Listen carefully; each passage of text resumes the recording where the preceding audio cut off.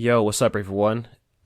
Today is, I'd say it's 16 days after Juneteenth, so we're recording. Yes, we won't acknowledge the other holiday. No, we're not on this podcast. We don't, especially now after like the fucking big butt fuck bill.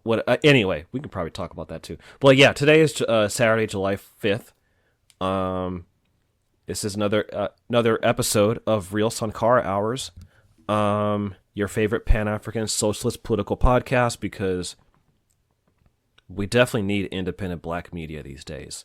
It is really important for people of African descent, black people, to own and control our own narrative. And yeah, we talk, and so for anyone who's new listening to us, we talk about news, current events, political theory, black politics, culture, all the stuff happening in the world from a Pan-African socialist perspective. So, and if you want to know what Pan-African socialism is, you can become a patron for $5 a month and listen to some of our bonus episodes where we do some reading on people like Walter Rodney, how Europe underdeveloped Africa, and et cetera, et cetera. And we'll have more episodes fleshing Pan-Africanism, Pan-African socialism as well. So we have a YouTube channel, so that's an important update I want to mention before I continue, just beginning housekeeping. But we have a YouTube channel up, and we're uploading a lot of our old back catalog of episodes, but there's some new episodes, so we're trying to expand our reach. So anyway, yeah, so with that housekeeping out of the way, my name is Adam Hudson. I'm not doing. If you want to follow me on Instagram, I'm at adam.hudson5 on Instagram, but Twitter is a shithole, so I don't. If you want to reach me on Twitter, I'm not as active, but yeah. Yeah, this is Peter MGunn. I guess you can follow me on Blue Sky or Instagram. Peter MGunn. But I will say, like, the election or the Mamdani's win made me want to like start posting again, just to get back in on the discourse, because at least there's something to talk about that isn't like objectively terrible. Yeah, actually, but still has its issues. Yeah, actually, you know what? Let's go right into that. Actually, and to piggyback on that, so for Real Sankara Hours, like I still write, but what I've been doing is recording solo episodes called Adam's Riffs. So I just recorded my first one. I uploaded it yesterday, but it was recorded a couple days ago. I actually did talk about the Mamdani, like the primary victory of Zohran Mamdani in New York City, and Juneteenth and African American identity, and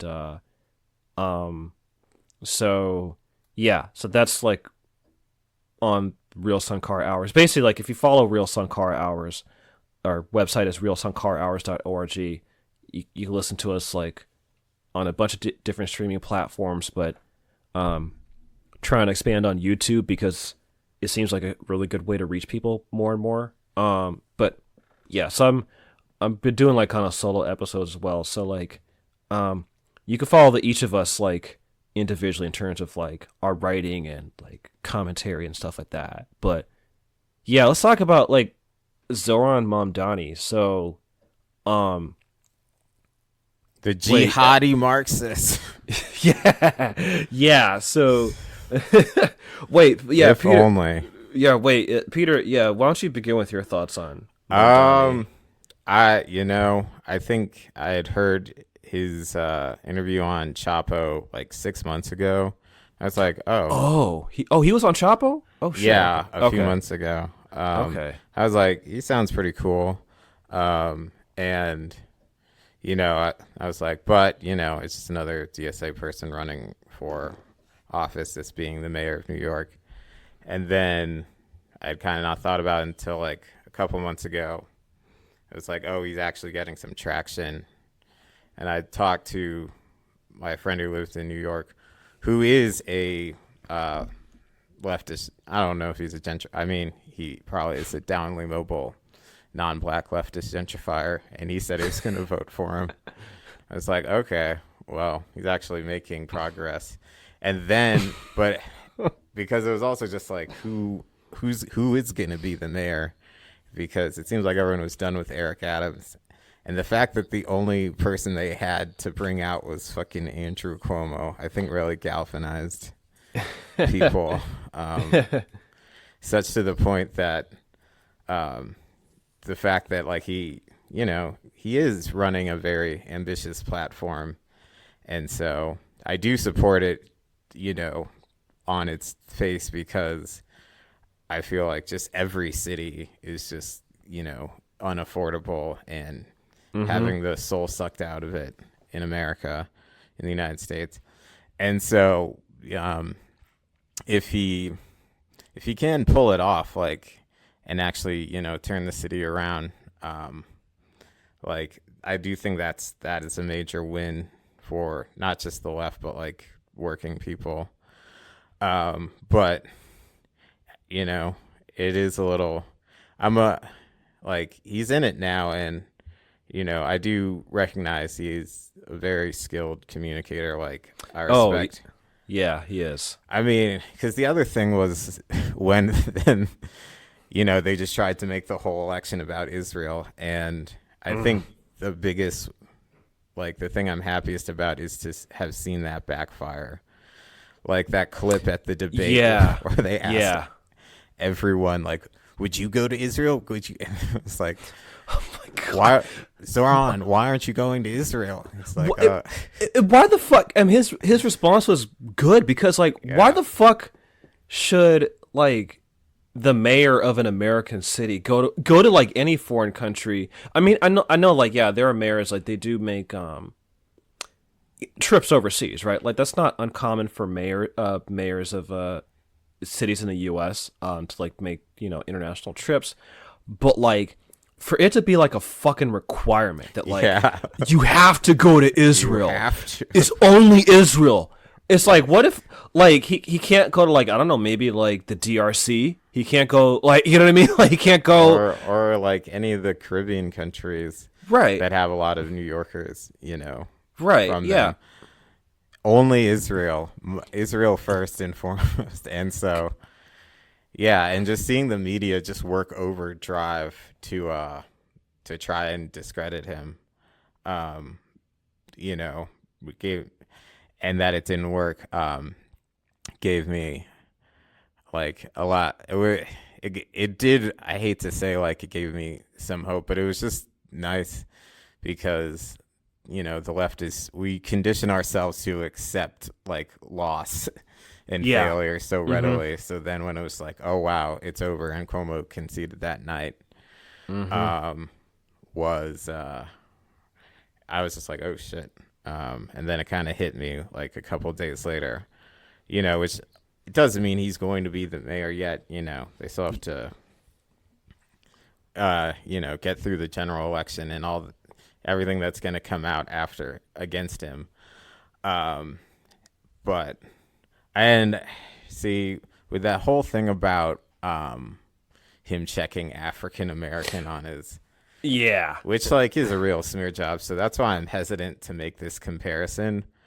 But I will say that, like, it does seem like this is kind of one of the more seismic mayoral elections since Harold Washington in Chicago. Because I was watching a documentary about that at the Harold Washington Library. And, the knives were out, and like he had to fight nonstop. Like the entire established political machine was against him. And he basically won by just not giving up and not triangulating, just fighting right through it. And he only had one term, because after he won re-election, he had a heart attack. And there's in an earlier interview, like when they were trying to draft him to run, he was like, this job may kill you, but he was sort of the one person who could actually mobilize the black vote. So that is where the comparison falls apart, because Mamdani was not able to do that. But I bring it up just because if it, I don't. We're about to see like how much political muscle and how much they are, the DSA Jackman crowd is actually ready for this fight, because it is pretty major having a openly pro-Palestinian, self-described socialist be the mayor of New York City. So yeah, if he, I obviously want him to succeed, but I just, I suppose it will be kind of an experiment, or like an experiment in dialectical materialism or something, because you'll actually the system has to like play all its cards. You'll see what it actually can throw against him. So we'll find out, I suppose. Yeah, like my thoughts so I'll be honest, and for those of you who like, just to get everyone on the same page, so Zohran Mamdani, he's a member of the New York State Assembly. So he represents the 36th district, which is based in Queens, New York, and he's been a member of the assembly since 2021. So he's a member of the Democratic Party and the DSA, Democratic Socialist of America. And Mamdani was born in Uganda to an Indian family, and his parents are some very well-known like Indian like academics, and like he has an interesting background, because so his father is Mahmoud Mamdani, and he's basically like a Indian Muslim scholar. He writes a lot about Muslim issues. He's a very well-known, well-renowned academic, and his mother is Mira Nair, and she directed the film Mississippi Masala, which starred Denzel Washington, and it was about an interracial relationship, I think in like the 70s, between a black man and an Indian woman. So, but yeah, he was born in Uganda to an Indian family, but when he was 5 years old, his family immigrated to South Africa. And then when he was 7, his family moved and settled in New York City. And he went to the Bronx High School of Science and then earned a bachelor's degree in Africana Studies from Bowdoin College. So I wanted to lay all that, because I think like, I'll be honest, as someone from and living in California, I heard his name. I had seen people talk about him, but I'll be honest, I wasn't paying that close attention to the primary election in New York City. And actually, before I forget, like, we should emphasize that he won the New York City primary election for mayor. So there's still the general election. And I think that's important to emphasize, because like when I saw leftists celebrating online, I almost thought that he became the mayor, because the way people were framing it. So like I had to double check, like, wait, is this like a general or is it a freaking primary, right? Like, did he just become mayor? Like, so he won the primary to be the Democratic Party nominee for mayor of New York City. And so yeah.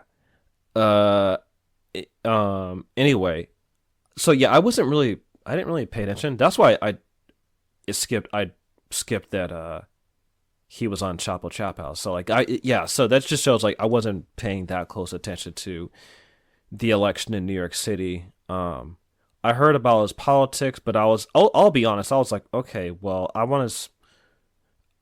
didn't expect him to win. I didn't expect anything to come of it. Similar to you, Peter. And then like he won. I was like, oh shit, huh? He beat, yeah, especially because he beat someone like Cuomo. Because Cuomo, I mean, that Cuomo name like is deep in New York City, you know, and for him to like, for someone like him who's an Indian Muslim, who, and his politics are like, they're pretty good. I wouldn't say he's, you know, if you want to get super specific, he's not a socialist or a communist, but what I respect about him is that like he doesn't back down from his views. He, when asked about his critiquing of capitalism, he's very clear. He didn't back down from his solidarity with Palestinians and criticizing Israel. And like I think what he's really good at is being able to communicate left-wing ideas on mainstream outlets and not back down, which I think is very remarkable, because like that's what like these mainstream outlets try to do to make people who are saying any sort of like left-wing viewpoint, they try to make it like you're fucking crazy. Like, what? How dare you want to like put a rent freeze? What are you talking about? What? So how can you, why are you really saying it's a genocide? Huh? How come you're not going to fucking Israel? Okay? Like, what are you, crazy? Like, what's wrong with you? How come you're not going to Israel? It's like, so that's what the mainstream media, corporate media, they try to gaslight people. And I also think that's why a lot of Americans are turning away from mainstream news outlets and why podcasts are rising, because I do think a lot of like people who are normies and kind of apolitical, like, I think his victory shows that Israel's propaganda has like worn off. Like, I don't think that Israel's propaganda has the stranglehold on the American discourse like it used to have. And I think that's what his victory shows. Like, oh, go ahead. Oh, I was gonna say, yeah, and I, in related to that, I did find it just funny that, you know, after the presidential election, the Democrats were like, "How do we reach all these podcasts and like, you know, everything and like new media?" And it was like, here's the guy that right. basically, you know, he was able to run, you know, a major campaign. Like, it takes a lot to run a credible campaign for the mayor of New York, and he did it basically through social media and podcasts and alternative media, streaming and stuff. And they're like, "Oh no, not like that," or yes, the consultants who are desperately trying to cling to relevance are like, "Okay, so we need to copy the way he made his videos, but, you know, run abundance agenda bullshit centrism." When it's like, what it proved is that like if you have an agenda that is going to benefit working people and you communicate it clearly and sincerely such that people believe you're actually going to fight for it, then they will respond. Yeah, and actually to that point, like, it kind of reminds me of this is somewhat related, but I'll come back to Mamdani. But it kind of reminds me of like how Democrats have been like, how do we reach young men? Because like, yeah, like in the 2024 election, young men, particularly like men who are Zoomers, like Generation Z, like especially like in the 18 to 29 age cohort for men, and I think you see it more so with like men who are like between the ages of 18 and 25, like their viewpoints do lean a little more conservative, which is unusual, and like people have been trying to wrap their heads around it. And like, yeah, there's been all this talk of like the manosphere, red pill, and the bro podcasts. And I'm also saying this with a self-awareness that we are both two heterosexual guys with the podcast. So, but like we don't do it. We're not like because of like the bro podcast sphere. Like, I think like guys with podcasts is like there's a negative reputation. So, which we've been doing this shit for a lot longer, and like, yeah. So I don't want us to be associated with that. But my point is that like what I find funny is the Democrats, right? They've been kind of like, how do we reach young men? How do we reach young men, and yada yada yada. And I was listening to this interview that it was on the More Perfect Union YouTube channel, and this guy Richard Reeves, who I actually think is really good when he talks about like the issues that young men face, but he factors in race and class. And like what I like about him is that like he talks about the issues that like working class, low income men and men of color face without like you know, shitting on feminism, right? So that's one thing I appreciate about Richard Reeves, because I do think that like it is important to talk about like like there are some real issues that like working class men of color face, and but my issue, and definitely what I want to say on a platform like this, is like I hate how like the red pill and manosphere types, they weaponize that, because like their real goal is like they hate feminism and they don't like women, they don't like feminism, they don't see women as equals, and they hate like trans people. So like they have like a reactionary agenda. So Richard Reeves, he interviewed like a group of guys who were in that age cohort, and the conversation was interesting because the issues that they brought up, and by the way, the kind of like their viewpoints were sort of like from right wing to left wing, like it was kind of like a broad spectrum. But like when they were just talking, a lot of what they talked about was like, yeah, the economy sucks. The economy sucks. Our lives suck. Like the ability for like a man to like, you know, graduate and like make enough money where like he could raise a family, like that is true. Like the reality of like a young guy graduating from high school and college and being able to get a career where he can, you know, help raise a family, like especially the way that like, you know, previous generations of men did it. And for black American men historically have not been like breadwinners on a large scale. But I could kind of see like the frustration, like, yeah, this fucking sucks. Like you're a guy, you're trying to like get out there in the real world, and like the prospects of you becoming like self-sufficient on your own terms, and maybe hopefully getting to the point where like you could raise a family, like that's diminishing. And like what I thought was interesting is what all those young men said. Most of what they said was like, yeah, the economy sucks, and like no one's talking about our issues. Like it was the economy, and like both parties suck. And like to connect it to like someone like Mamdani, like the reason why he has an appeal is because like he has such good message discipline. He is so good at that. Very, very good. Like I think, because I do support Mamdani. I have my issues with the DSA, which I'll flesh out later on, especially with the black vote and African American. But like I do think Mamdani as a figure, as a politician, I think he has incredibly good message discipline, and he keeps hammering home, you know, his core message, which is tackling the affordability crisis and like making it easier for people to live in New York City. And also like when I was talking about like, you know, raising families, like he's proposing some policies that like actually are kind of conducive to like family formation, because it's true, birth rates are declining, but that's because no one can fucking afford to raise a family.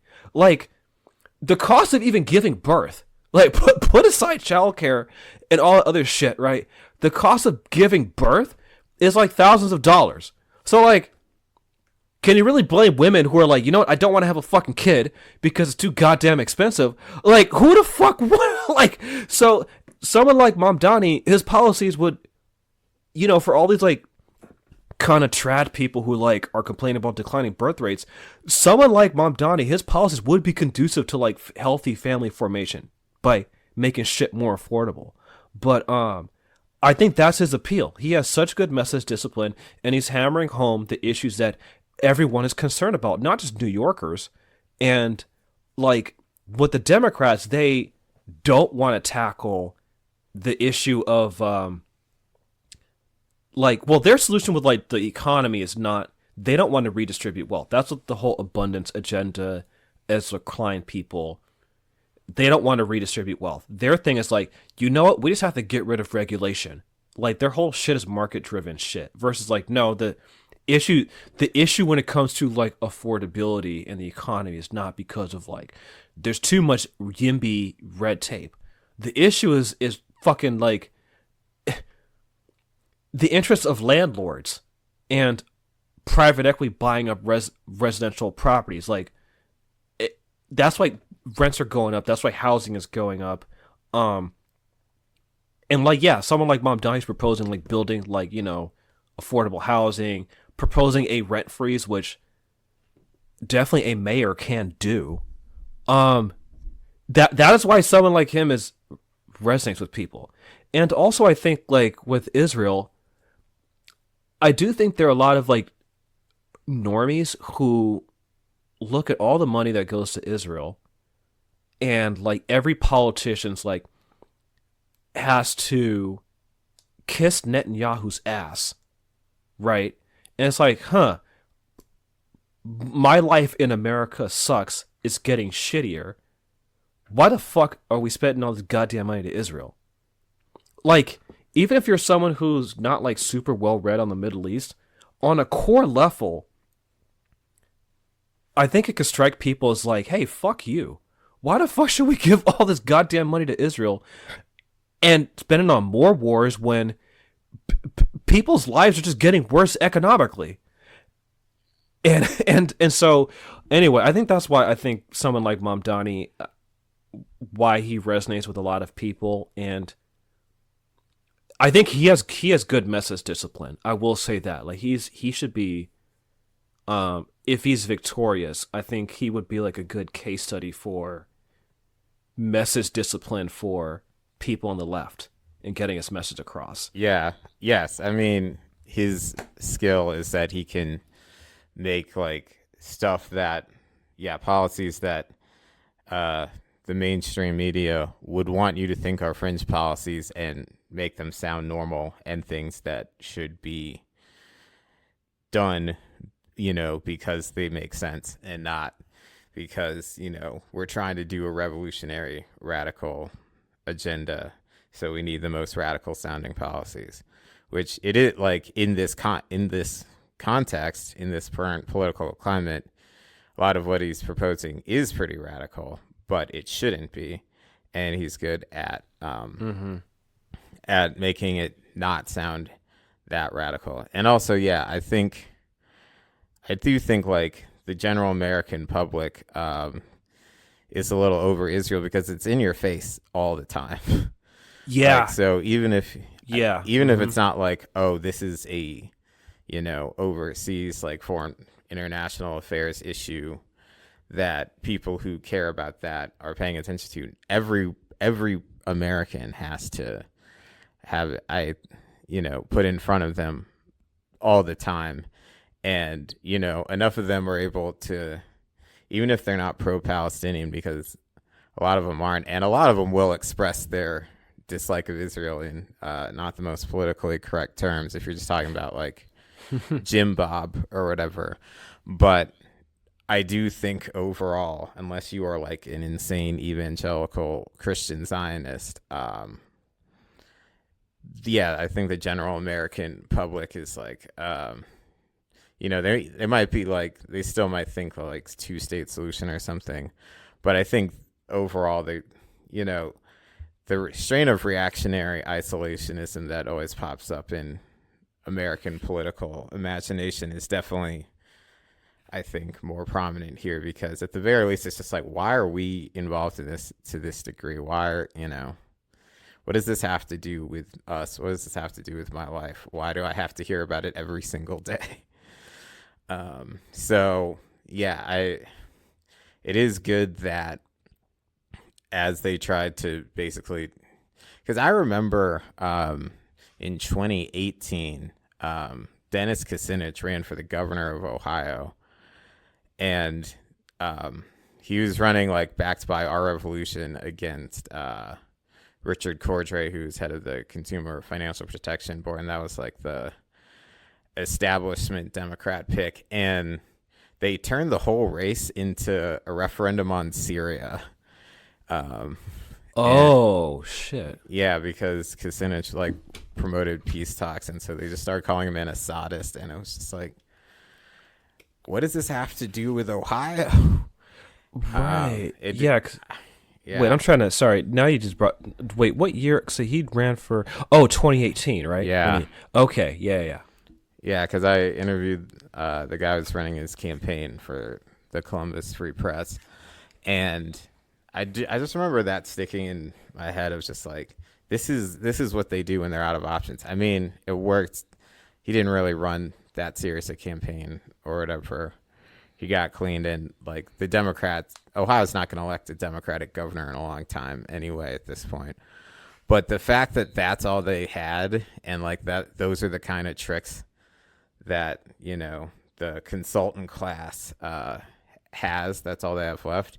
It was great to see it not work, of just like hijacking, you know, what should be a race about municipal or state issues, and just putting foreign policy in there for no discernible reason other than you can't actually compete on the issues themselves. So it is, I was just like a little bit shocked just to see how much these guys have slipped from like the Bill Clinton. I mean, honestly, when it was like Bill Clinton endorsed Cuomo, that should be seen as the kiss of death. If Bill Clinton is endorsing your campaign, it's on its way down. I think these guys have lost a lot of steps, because even just watching Cuomo, I was like, this guy, he sounds old. He sounds like Biden. They are old. They're so old. They're so fucking old. And I almost understand where the Justice Democrats, though, just like, just wait for them all to die, because they're like, I think we are reaching a tipping point, and I do think Mamdani's win has solidified that like the gerontocracy is on its way out, because they sound out of touch. Yeah, I just looked up Andrew Cuomo. He was born in 1957, so he's 67 years old, which honestly, by today's gerontocracy standards, is kind of young. He's still a spring chicken, but compared to like fuck. Well, he's definitely like, he's 10 years younger than Donald Trump. There you go. Yeah, and like definitely younger than Biden. And actually, to your point about the gerontocracy, so like, you know, the big butt fuck bill. That's just, I mean, I'll come back to like Mamdani and like the black vote momentarily, but like with a big butthole bill that just got passed, which is just like, it's just, that just made like July 4th just no reason. Oh yeah. Yeah, and so it's just gonna like, it's just, you know, pure austerity, but it's the culmination of what the Republican Party has been wanting for decades, right? They just want to gut Medicare, just gut any semblance of a social safety net, and just completely fuck over the poor people, the American working class, and the American middle class, and just grind everyone into just fucking gruel, right? So I think it was Ken Klippenstein, but pointed out or tweeted something that like the vote in the House, that helped the bill pass, right? There were 3 Democratic lawmakers in the House of Representatives who died recently, and if they were alive, the Democrats would have had enough votes to defeat the bill, basically. So that's where our gerontocracy, particularly within the Democratic Party, has led us. It's like, these people are dying, and the Democrats are losing whatever voting, like whatever political power they have to like beat back the Republican Party's far right agenda. So yeah, this is where we're at with the gerontocracy. Like, these people are dying, and the Republican Party, at least, and like, I think part of the reason why the Republican Party, why they're reaching out to like the young bro vote, and I do think the Republican Party, they see that like that they need to make their party last once like people like Donald Trump croak and die. And so like they already have like their generational replacements. They have like their Gen Z stormtroopers. They have JD Vance, who's like, he's a millennial. He was born in 1984, but like he's an older millennial, but he's a millennial. So the Republican Party, like, they see, you know, they have a generation to replace them, whereas like with the Democratic Party, those old people, they just like, they, for some reason, they're just like, they have to just stay in power because they know so much better. Even if like it's so clear that they're out of touch and blah blah blah blah blah. No, it's just like they have to stay in power because like we just it's like, yo, you've had your fun. Go to the retirement home. Like go I mean, it is really bad because the Republican Party, they just grow those people in a vat in like Liberty University or, you know, one of those right-wing colleges, and it's just plug and play. Like as soon as your engagement, your social media numbers start dropping, they get rid of you and they, you know, put someone else in, and they're not attached to, they're attached to whatever ideology gets the most traction. It's not based on principles as such. The problem with the Democratic Party is because it imagines itself as progressive, it needs like youthful idealism to promote like a new generation. And I mean, this is the weird thing, is that like Obama should have basically codified that new replacement class.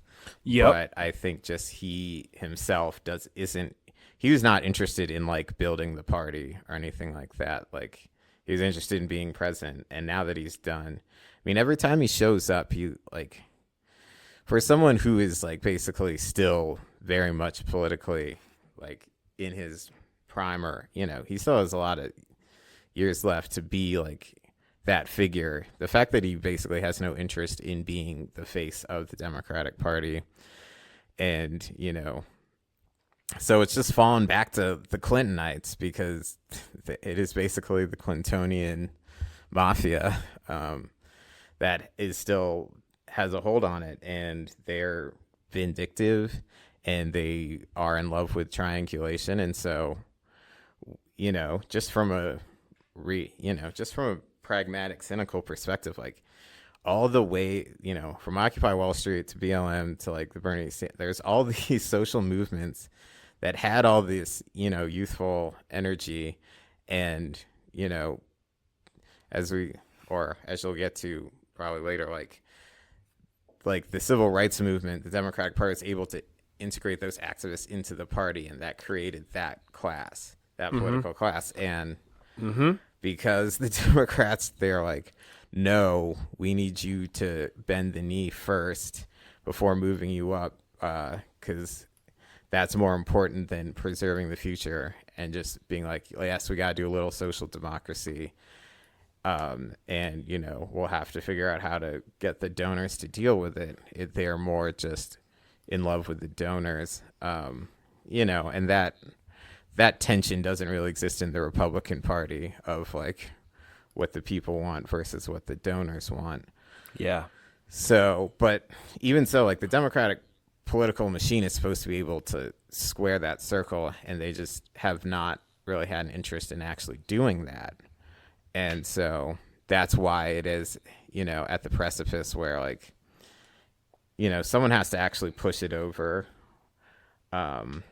Or though maybe we'll get lucky, because I think I sent you this article, like a lot of the centrists are really freaking out, and they're trying to, I hope to God they create a new centrist third party. Oh, yeah. It would be so awesome. Just to, because I think they really have no idea how much people do not like any of those ideas. And they have to actually court votes on those ideas and not on, you know, progressive sounding ones that they then can not do. But those are the ones people want to hear. They have to actually put like the abundance agenda forward and get people to vote for it. They will realize that like their money only gets them so far. I mean, that's the thing, is that like, yes, you know, elections are still bought and paid for by and large, but you can throw a lot of money at something, but if it's just unpalatable completely, then people will not respond to it. So yeah, and actually that's the generational. Sorry, sorry about that. I had to little sound in my throat. Man, let me take a sip of water real quick. Hold on. Marco Rubio in it. Actually, that's like a good sort of segue into like what I want to talk about with Mamdani. So like there is an issue that Mamdani has to face, which is this is what surprised people. Um, that he won without a majority of black voters in New York City. The majority of black voters voted for Cuomo, and there's been a lot of shock. Now, this is where the generational divide comes in.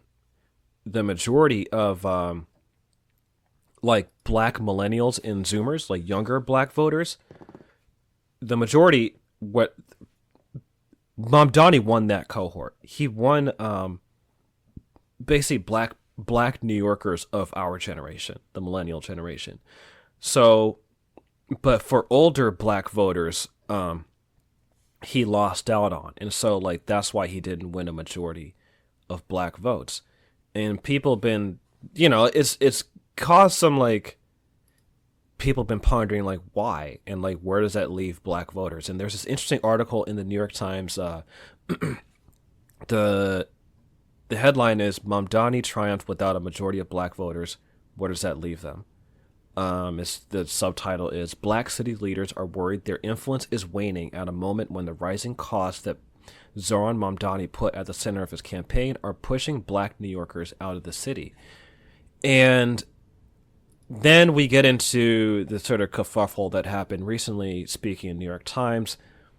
They did put out like this very disingenuous hit piece that the sourcing was from like some very shady white supremacist, but they found out that like I think in his college admissions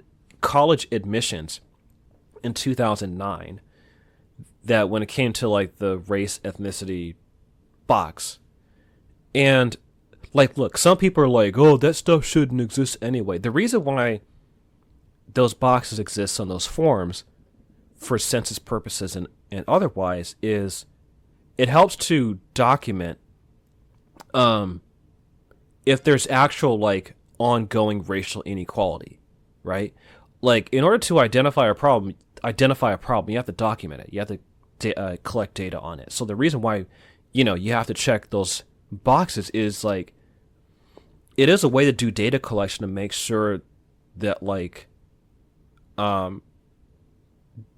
to document like ongoing racial inequality, and then finding ways to deal with it, right? So that's why those boxes exist. So that I want to say that as a rebuttal to people who like complain about why those boxes are there and they shouldn't exist and blah blah blah blah blah and like what, like I just these are leftists saying that. Oh, I've heard like well, it's not just leftists saying, it's right. Kind of liberals. It's across the political spectrum. Yeah. I've heard it, and really, it's let me put it this way. I don't think the people who probably listen to this podcast would argue that. But let's say like if you like this podcast, but like you might know a friend or two who might complain about, or you might know someone who would, because I've heard this argument like from not really from conservatives, really. I've heard it from like people who are like kind of liberal. Because I think, like, their thing is like, oh, we're all American. We shouldn't be divided. And it's like every country keeps track of like ethnic groups, because you do need to document like, certain communities have certain needs, and also you have to document like the reason why, for example, we know that there's a racial wealth gap that exists is because like people fill out that form and check those boxes, so we can document like, okay, yeah, there actually is like a fucking racial wealth gap. So that stuff is important for data collection to show that there's actual racial inequality. Anyway, so like I said earlier, Mamdani was born in Uganda to Indian Muslim parents, and when he was 5 years old, they moved to South Africa. Then when he was 7, his family moved to New York City, which is really where he spent his formative years. And also what makes him fit to run for New York City, because to conservatives who are like, oh, we shouldn't have like, you know, an immigrant be mayor. Like, well, he did grow up in New York City, so, you know, he grew up in New York City. That's the majority. He spent the majority of his life in the United States in New York City. So, like, yeah, he has the right to run for mayor of fucking New York City. So, and I will say it is, I don't say it's good, but the fact that he can't be president, I feel like means, because a lot of mayors in New York think it's a stepping stone to the presidency, and it famously is not. Right, yeah. But because you get a large media profile, but the fact that he can't means like this is kind of probably the top of his political ambition. So I think, yeah, like it does give me a little more credence that he's actually willing to like settle in and for the fight versus just using it as a platform to promote himself. Yeah, and actually, I mean, the highest he could probably go is maybe like, I don't know, governor, I guess. well, but he could definitely go for governor, because Arnold Schwarzenegger, he was governor of California. He wasn't born in the U.S., so he could run for governor of New York. Whether he would win is another story, but yeah, to be president, yeah, you have to be born in the U.S. So, but anyway, so on the form for the admissions, he checked for like race, ethnicity. He put Indian American and African American, and I think he put Uganda. But anyway, now Mamdani, now that he's 33, keep in mind, he filled that box when he was like 18, right? Now that he's 33 going on 34, he doesn't self-identify as African American. He identifies as like Indian Ugandan, but I think there is a video of someone asked him like, well, doesn't that make you African American? He was like, he kind of rebuffed. He was like, no, it's more complicated than that. So Mamdani himself, like, I think is smart enough to understand why he's not African American. But the thing that got on my nerves, and this was pissing me off before we recorded today, and I had to just get my thoughts out there. And I'll connect it to like the black vote and the generational divide. The kind of like DSA Jacobin crowd that, because again, Mamdani's a member of the DSA. Like the DSA,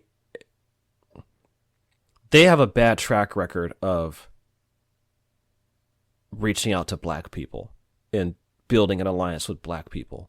And as someone who's like been involved in the left for quite some time and been in left-wing spaces, like before DSA blew up in like 2016, 2017, as a result of, one, the aftermath of the Occupy movement, and two, the rise in popularity of Bernie Sanders.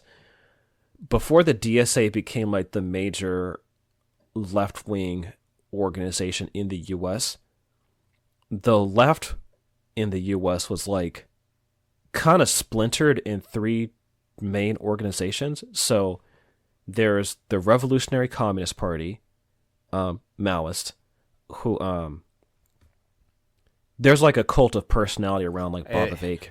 I see him on Instagram now, and it's so weird to like see him. What? Yeah, I guess. Wait, like he's in. You can see him. yeah. I've been getting like Instagram ads for Bob Avakian, and I'm like, oh man, like he just looks like a normal old white guy. But it is so weird to just like see him talking, because yes, all the RCP pamphlets that you would get handed at the BART station, it would made him seem like this very reclusive, like mysterious figure. Yeah. Oh, okay. Yeah. Because I was involved in a lot of anti-war activism, and at anti-war rallies, you would see like the RCP. Then you would see Party for Socialism and Liberation, so they're more like Leninists. So they're Answer Coalition, and they're still active. They still churn out like a lot of like big rallies, right, and big protests. They're like the PSL. They're good for like numbers, like bodies in the streets, right? They're pretty good with that. They're not the ones like usually spearheading, but they're the ones to kind of like organize and get like bodies, like they're good with like numbers, especially for like anti-war rallies and pro-Palestine rallies. So PSL, they're so RCP, then you have the PSL, and then there's the now defunct International Socialist Organization, the ISO, which they dissolved in 2019 because there is issues around lack of accountability when it came to sexual assault and abuse within the organization, and there was some, as you can imagine, some really bad blood, and so like the party just dissolved itself in 2019. But before that, I would say the ISO is probably the largest socialist organization in the U.S. before the DSA. And in fact, a lot of the former cadre from the ISO, like shortly before the party dissolved, because like I think around like 2017, like the organization was dissolving from within internally. So there were some former cadre within the ISO who actually switched and went to the DSA, right? So anyway, I say all those groups because those left-wing groups, they were majority non-black, and they were not perfect. However, in retrospect, I'm gonna give them their credit in that like they never tried to completely diminish the specific struggle that black people faced.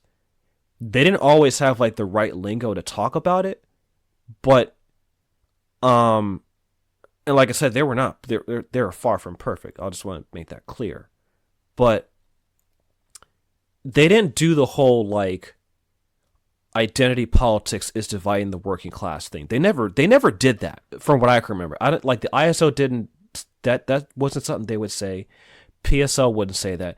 PSL, they would tend to be like, rather than like sideline identity politics, they were the ones who typically embrace third world liberation and third world liberation struggles. So like lefties who were like usually non-white and who take identity politics seriously and like kind of embrace like, you know, supporting the global South, they tend to go to the PSL, not the DSA. So I want to kind of lay that out because like the DSA, like they're notorious for being like class first and like don't talk about race. And also like they're notorious for, they're not anti-BLM, but they're also notorious for like not listening to the specific concerns of black people, of specifically black Americans. So I set that up because like a lot of Mamdani's supporters defended him checking that box, even though Mamdani himself today wouldn't defend it. They were like, well, you know, he technically is African American because he was born in Africa. And it's like, African American as an identity, that's a specific ethnic identity for black people whose ancestors were enslaved in the United States. Descendants of enslaved Africans brought to the United States beginning in the early 1600s. That's really if we're going to put like a starting point on when the African American story started and when the African American identity formed, like you're going to, go back to like the early 1600s with like the arrival of the first enslaved African people to Virginia, right? And you can probably, there was like a population of enslaved Africans who were sent to Florida in the 1500s, but I mean the early 1600s was like the first like, you know, permanent Anglo-American settlement in North America, right? So that is who African Americans are as a people. Both sides of my family were enslaved in the U.S. My mom's side traces back to slaves in Virginia. If you trace it further back, it goes back to our ancestors were taken from like all over West Africa, so like Sierra Leone, Nigeria, and a bunch of different other places, right? My dad's side, many of my ancestors were enslaved in Texas, right? So someone like myself, I am African American. Mamdani is not. Was he born in Africa? Yes. Did he majored in African studies? He didn't spend most of his life in Africa. He spent most of his life in the US.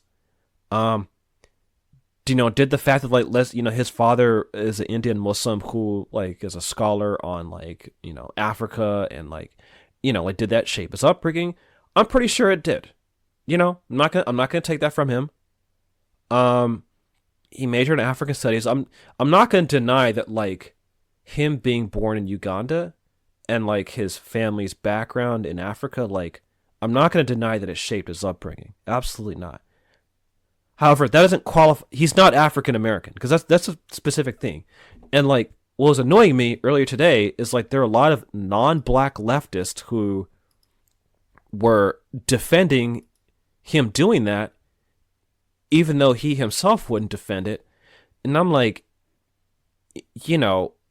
he already didn't win the majority of the black vote in New York City. And when it comes time to the general election, he's going to have to reach out to black people, in New York City for the general election and actually say hey, yeah, I'm here. I'm fighting for you as well. This is why my policies would benefit the black community. And he's going to have to listen to, there are some black specific policies that black Americans are demanding. He's going to have to take that seriously. And I don't know him too well, but I have a feeling that he'd probably do a lot better when it comes to listening to black American voters versus the DSA Jacobin crowd who are his biggest supporters. So I want to see him win because I do think his win is a big confidence booster to the rest of the left throughout the U.S. And we definitely need that during times like this. And I don't want some idiots in the DSA fucking it up. I really don't. I want him to win. I want black people to have progressive policies that benefit our community. And I don't want the non-black leftists who say stupid shit to fuck it up. Because I have a feeling that they will.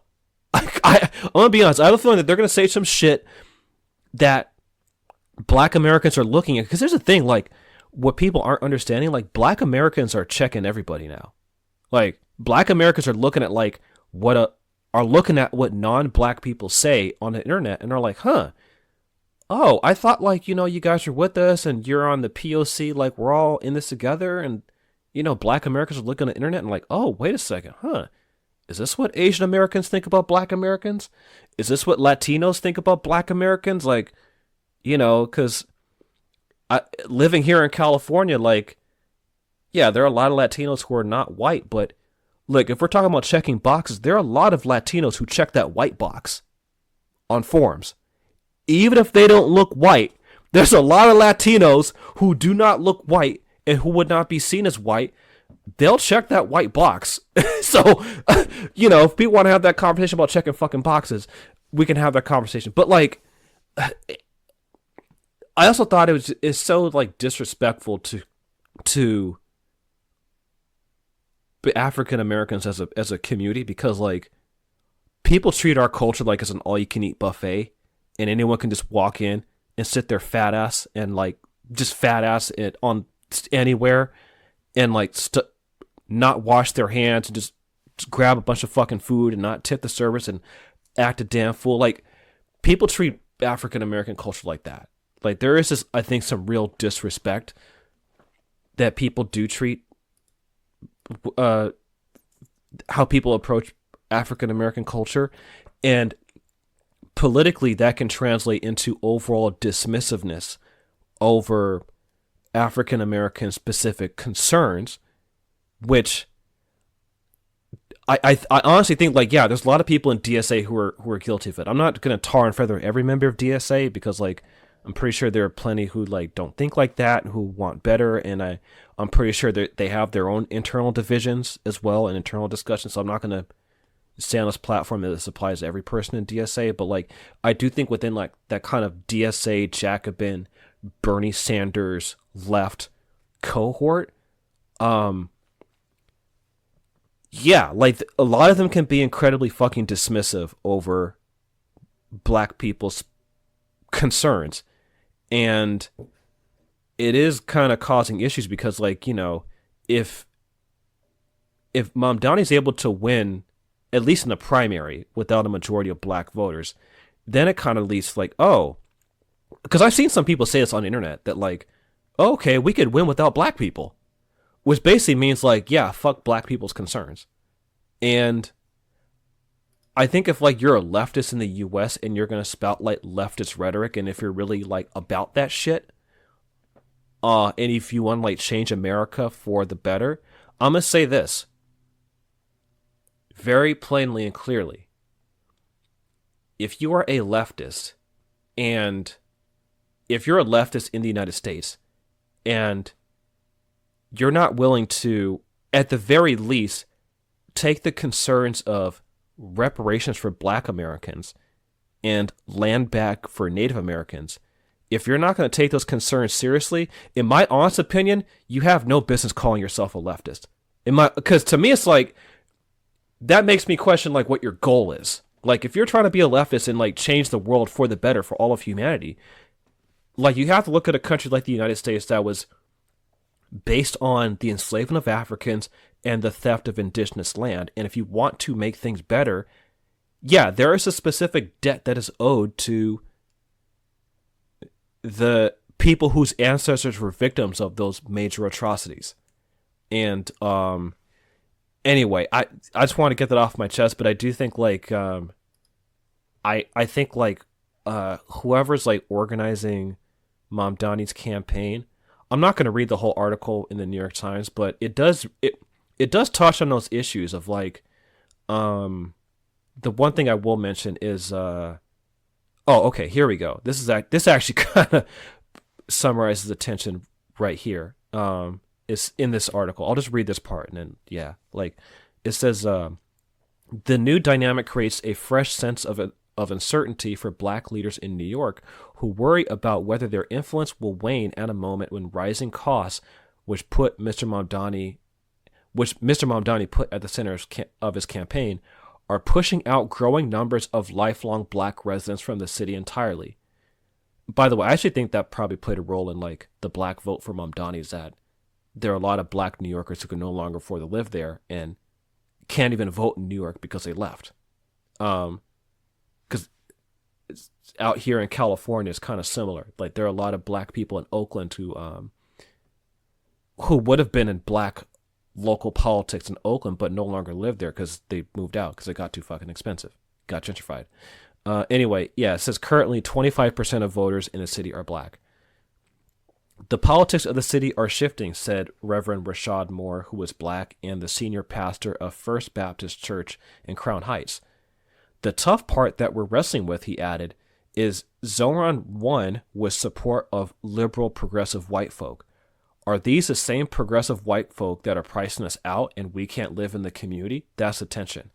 And that right there, I think like summarizes like some of the tension because yeah, among like, you know, many non-black white leftists in these coastal cities, not just New York, it's similar out here in California. I think in any kind of like major metropolitan area, you see the similar dynamic. Yeah, they're like these liberal progressive white people who they'll spout Black Lives Matter and all this progressive rhetoric, but they're often like the same group of people who priced out black people. And like they have to wrestle. It's something they got to deal with. I don't know if that's everyone in DSA, but like, I think that's something going forward. Mamdani, in order for him to be successful, he's gonna have to wrestle with. Which I want him to be successful, and like I said, I don't want like some goobers in the DSA to fuck it up for him. Yeah. Well, I guess he's gonna have to make his trip to whatever Harlem Baptist Church all the shitty Democrats go to, or I have been thinking about it because I find it very annoying that they still have this problem because the DSA has been on the scene for almost a decade now. Yeah. And so to have not cracked it at this point seems a little, annoying, negligent. I'll just say negligent without trying to ascribe too many cynical motives or whatever. But a lot of what it comes down to is that the black political class is highly developed. It doesn't need to be organized by a socialist organization. It already exists, and it does operate in much more of a machine-like politics that establishment Democrats know how to operate within. And there's a lot of deal making about getting support for specific programs in exchange for political support. And I guess perhaps the charitable version of it is that the DSA activists and organizers, they are not used to and not comfortable with that kind of machine-like politics. They find that, that's what they don't like about the Democratic Party. And unfortunately, they are unable to, I guess, figure out the difference because that is, a lot of those patronage networks are still lifelines for black communities in major cities, and it has been true, since the Great Migration, that especially post-white flight, that if you wanted to be mayor in a major American city, you had to win the black vote. So yes, the fact that on a pure math level they believe that that's not necessary is troubling, or at least of note that gentrification has gotten that far. I mean, to Mamdani's credit, the program he's running on is trying to reverse those tides. And I do generally think if this is a thing DSA types are really fretting about, if you win and enact your policies, and as black people see the benefits in their lives, that's probably where the support will come. But especially older black voters, they have a very pragmatic, steely-eyed view of politics, and they view it very transactionally, sometimes a little too steely-eyed for their own good. I find, because I think there is a lot of idealism in the black political tradition as well, but they're gonna that crowd is gonna need to see some results before you get their support. So 100%. So it is. I guess my advice would be just don't embarrass yourselves. And I do think that overall Mamdani's crew is very talented and disciplined. But yes, and this is where the DSA's lack of organizational discipline, because it's a big tent party where basically anyone can join you, or just go to the website and pay $22. And then is it even a party? No, it's not a party. Okay, it's more of a. It's It's a 501c3, I think, actually. Oh, okay. But yes, you pay $22 and then you get your card, and then you're in the DSA, and anyone can go to, and that's the only requirement to be able to vote at meetings. And that it isn't more of a disciplined cadre organization. This is where that runs into problems, because there's a lot of people who will piggyback, late to the party, don't understand how to operate. And I mean, it was a problem with the quote unquote Bernie bros. It was definitely an inflated problem that the DNC really harped on. But, we both ran into a lot of annoying people who, this is their first leftism or whatever, and they don't understand that it's not about them. Yeah, yeah. So but overall, it is, it's not like the DSA does well. They have printed some pretty bad takes in Jacobin, but they're offset by pretty good takes, and it's not like they're terrible on these issues. It's just it feels like they're like, all right, we're getting everybody together for socialism, let's go, and they're like, is somebody missing? Who did we? Seems like somebody's not here. They're like, oh fuck the black people. Where do we? And they're like, wait, how do we get them? They're like, oh and then it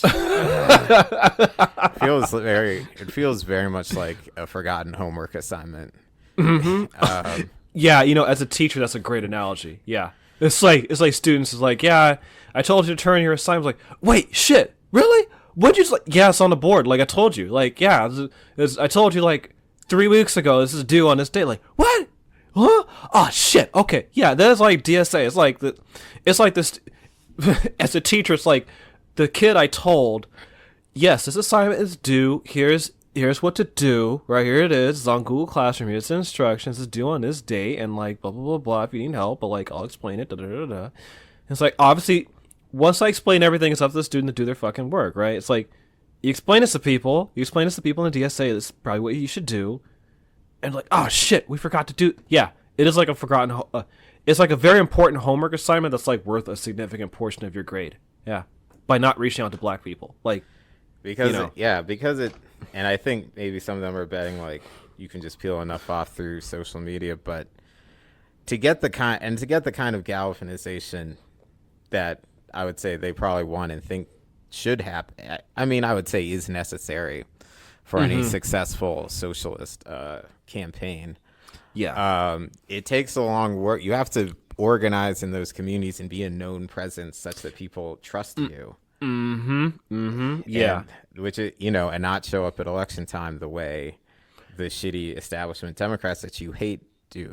And, and this is another problem with the DSA is a lot of them still have that kind of like Democrat triangulating DNA that they just don't know how to get out of their system. And so, they're like, they might phrase it as a more pragmatic thing of like, well, those just write them off and we don't need them. But I think it gets to the question of like, why are you doing this if you don't want to run that kind of campaign? Like, why are you in political organizing on the left if that's not how you want to operate? Like, it really does get to that kind of a question. Like, you were just in this because you're a politics freak who just likes doing politics. Like, for me, like, this stuff is, it's soul work too.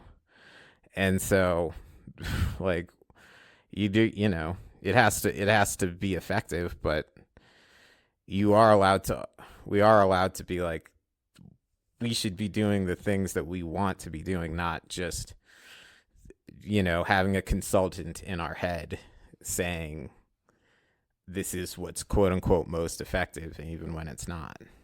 Yeah. And like comparing DSA to the aforementioned socialist organizations that I mentioned earlier, like the now defunct ISO, the PSL, and the RCP. Like I said, these organizations were never perfect. They have their own imperfections too, like any organization, right? They're going to have their imperfections, and that's part of the messy work of politics and organizing. Is that no organization is going to be completely perfect. It's going to constantly evolve, and you're going to be organized with people like who probably get on your fucking nerves. Okay, so like, I think that's important for any person who's in the left to recognize that, like, you're not going to like every single leftist, and some people are going to get on your fucking nerves, okay? So, like, but the thing is that, like, you have to go in with a self-awareness and some discipline that, like, you're involved in the left because you want shit to be better, right? And you want to get something from it. And when you're on the left and you say that we care about everybody, that includes everybody, like, and by including everybody, that also means like understanding like you yourself may have some blind spots, like, let's say if you're able-bodied, like, you may have blind spots when it comes to people with disabilities. Now, that doesn't mean you just completely write them off, but you have to be like, you know what, let me try to understand where they're coming from and break bread with them and like understand their perspective and their issues in good faith and like humble myself. That's another thing. It's like, I think some lefties, like, especially if they're newer, I think like people like you and I, Peter, like we've been involved in the left for a long time. And so like we've seen shit come and go. And, you know, I think if you've been involved in the stuff for a long enough, like you do evolve and like, um, you learn to approach certain things with some sense of humility that um, like when you're dealing with different communities, right? Like you have to understand, like, yeah, you don't know everything that goes on, like within them. And like, and you're also going to have issues. Like on the one hand, I believe in like, yes, it's important for people who are non-white to have solidarity among each other. But at the same time, I'm also not naive that like, the relationships between black people and other communities of color is not perfect. It's not. The relationship between black Americans and Asian Americans is pretty shitty. If we're gonna be completely honest, it's probably like there are some like relations you can have between blacks and Asians that are like really cool, and some of it's horrific. And also, even the relationship between black people and Latinos, it's a lot worse than people want to admit. If especially as someone here living in California, like there are some times when Latinos and black people are locked up and like, yeah, we're in this together. But other times where it's like, look, Latin America has its own history of slavery and colonization, and that impacts the tension between black people and Latinos, right? But at the same time, like when you're doing coalitions with people,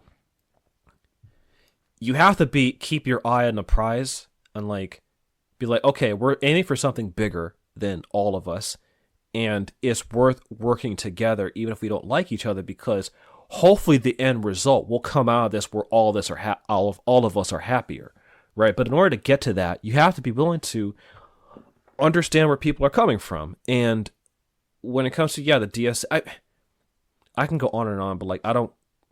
This episode's getting long enough, and I have to start. I'm sure you got to go soon, Peter. So do I. But like, I just want to make sure I get some of these thoughts out before we end. But like, one thing I've noticed is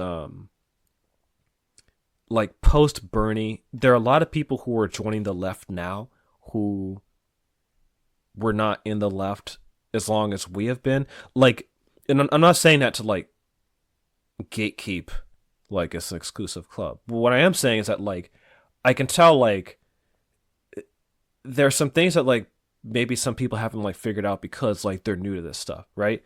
And one thing I have noticed, even from some like millennial bread tubers, one thing I've noticed, and I actually appreciate it when they're honest about this, that like in the 2010s, many of them were Obama supporters.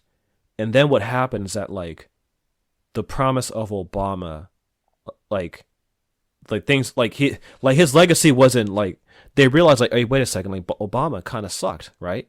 And then Trump came in office, and I think like that a lot of people who joined like perhaps like the DSA or like the left in general kind of come from I think like people who got like politicized during the era of the Sanders campaign and the Trump era.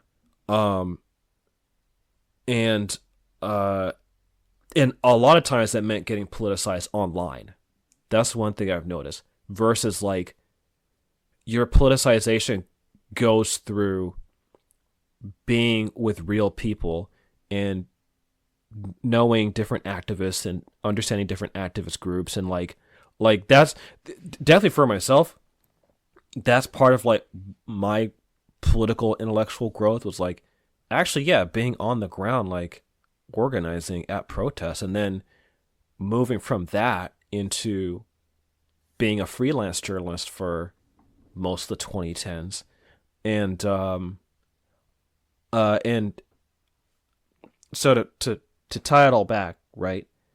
I think like some of them probably think that it's one thing I've noticed because yeah, like Mamdani's campaign was tapped into like social media. The thing is that like to reach black people, especially older black voters, they're not listening to the same like political podcasts that millennials and Zoomers are. So the kind of black people that Mamdani was able to reach, he was able to reach younger people because yeah, he was at the space that like you would probably find like young black millennials with left of center politics.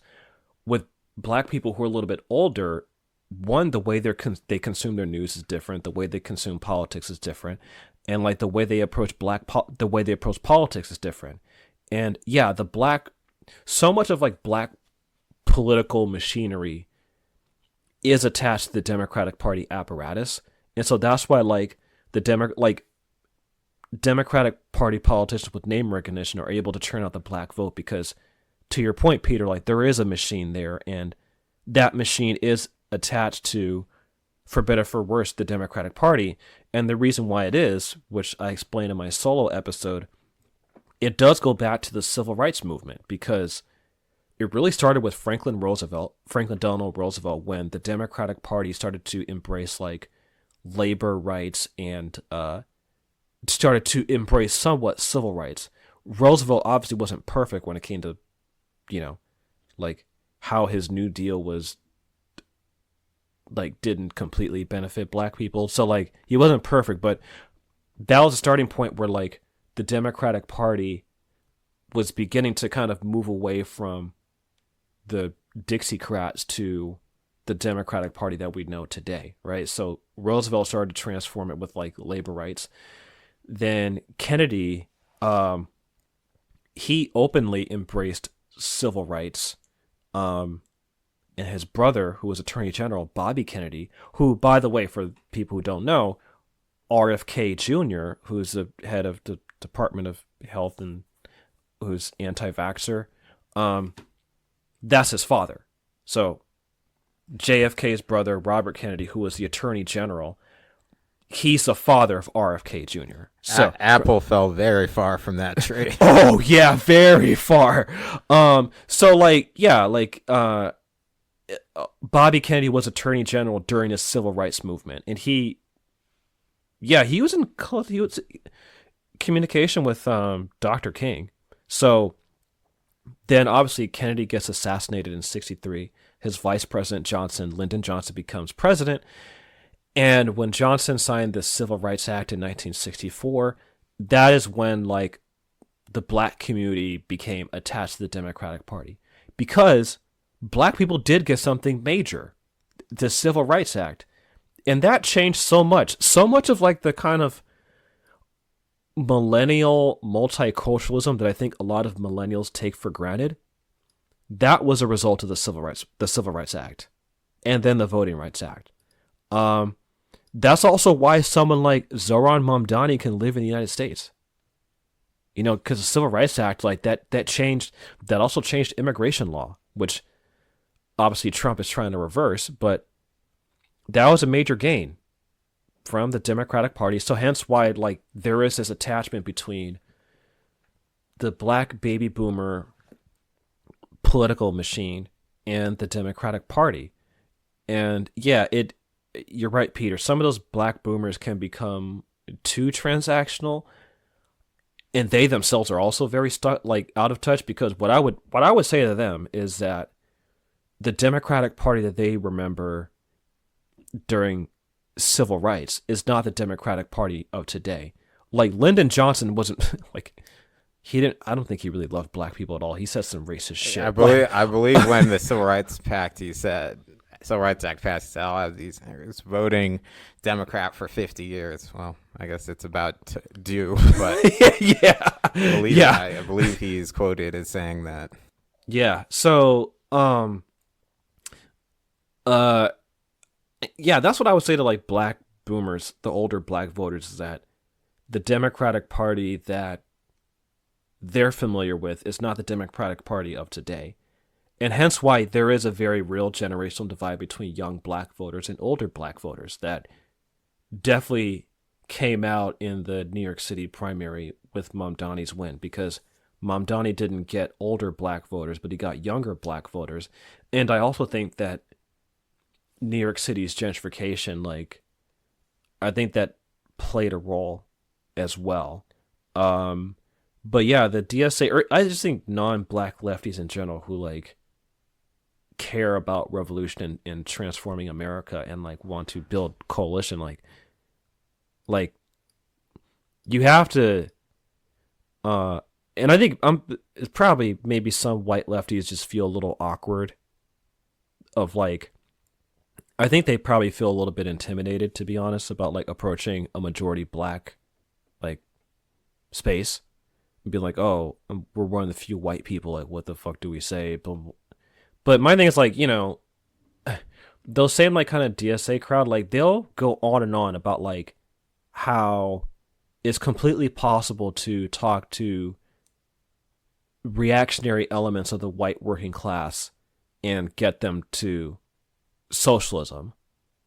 But like those same people will be like, they will thumb their nose to like an old black woman with like an Obama poster and who watches MSNBC, and they'll be like, because I definitely have seen that reaction where they're like, oh my god, how come these old black voters are so freaking stupid? I'm like, well, honestly, yeah, there's some shit that they say that's goofy, but like they didn't vote for Trump.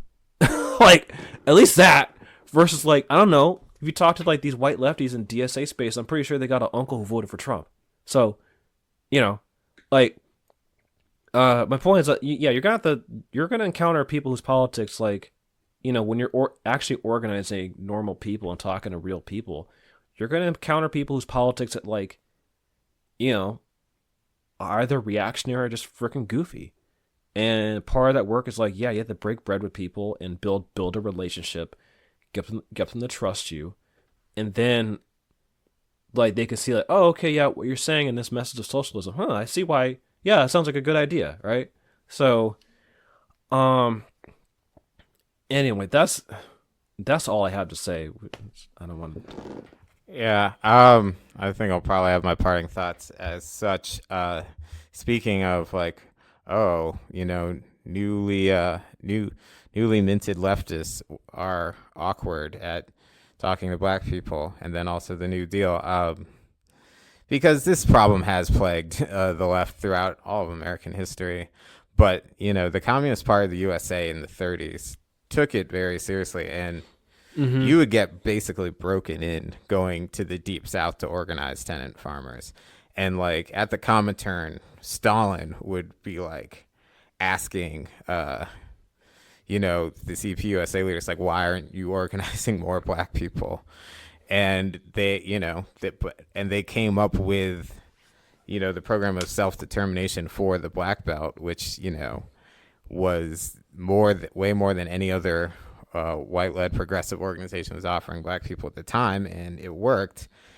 And that's a big part of, the Communist Party, the CPUSA's successful, militant organizing that forced the New Deal to happen, because the Democrats did not want to do the New Deal. They understood that if they wanted to save capitalism, they had to. They really did not want to at that time. So my point, and I think this might be part of the problem of the crypto Trotskyists hanging out in the DSA, is they like to disavow themselves of the CPUSA's history, which is weird because the CPUSA at the very least has their history, whatever you want to say about the Soviet Union, like the CPUSA has a very solid history. There's not a whole lot. I mean, there's always something to criticize, but like there's a whole lot more you can learn from it. And, I think that they should take pages out of that, because it's long work to actually be in there and be a known name and be trusted. And, these shitty Democrats, they'll do it, and that's how they get the votes, because they show up. And so you just have to actually show up and not whine about it online. Yeah. Yeah, pretty much.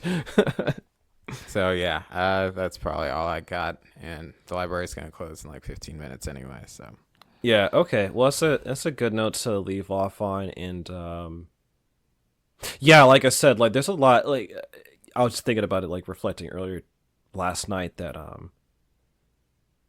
the now defunct ISO, PSL, and RCP, for whatever their faults, like from what I remember, like they at least like, especially like the RCP and even the PSL, like some of the white people I've met, they're like kind of like, dang, these people are kind of pro black, huh? Like, like when I first met some of them, I was like, whoa, okay. And the DSA, the people in it, um, particularly the ones who are loudest online, and maybe it's like I notice a lot of them live in New York City. They don't talk like that. So anyway, but that's a good note to leave on. Yeah, if you like this episode, become a patron. Patreon.com/Real Sankara Hours. $5 a month, you get bonus episodes, and yeah, you'll be supporting completely independent Black media, because it is definitely really important during times like these. And there's other stuff. Yeah, I have my own solo episodes. You can follow Peter on uh was it I'm not on what's that new website? Blue Sky. Blue Sky. Okay. I cuz there's like True Social, Blue Sky. Sorry. I So you can follow the both of us on like our respective platforms, and like if you want to know like our individual thoughts on things, like there's ways to follow us. So anyway, yeah, it's a good note to end on. Keep the faith. Stay dangerous. All right, peace out, y'all. See ya.